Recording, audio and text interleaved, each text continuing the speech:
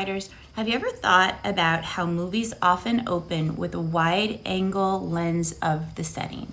Take True Grit, for example. We have a voiceover, we have a shot of a porch, and then we pan out a little bit, see a man sprawled out on the ground, we learn that he's dead, and then we have a shot of the voiceover, a narrator, the girl who's on the train, and then we pan out to see the train station.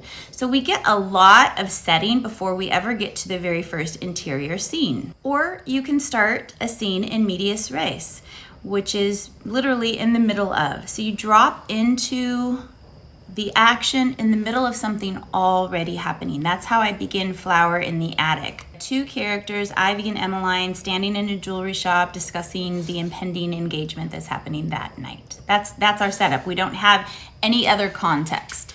Orson Scott Card uses in medias res in Ender's Game as well. We jump right into the scene where Ender is getting his little doodad removed from his neck. Or, as I mentioned at the beginning, you can start with a wide angle lens that gives you an overarching view of what is happening before you ever get to any real specific scene.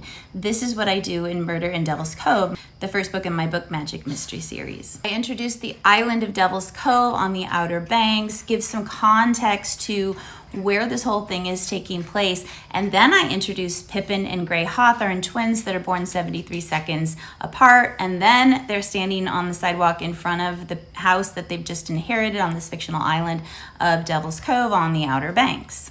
In Pleading for Mercy, my first magical dressmaking series, I do the same thing. I give a lot of context about how the Cassidy women are descendants of Butch Cassidy in an alternate reality, an alternate history that I created. Where he left behind the pregnant love of his life before he left for Argentina, and then he makes a wish in an Argentinian fountain, and all of his female descendants are charmed from then on out. So that's a big overarching kind of view of the world before I ever get to anything related to the actual plot. Either strategy works.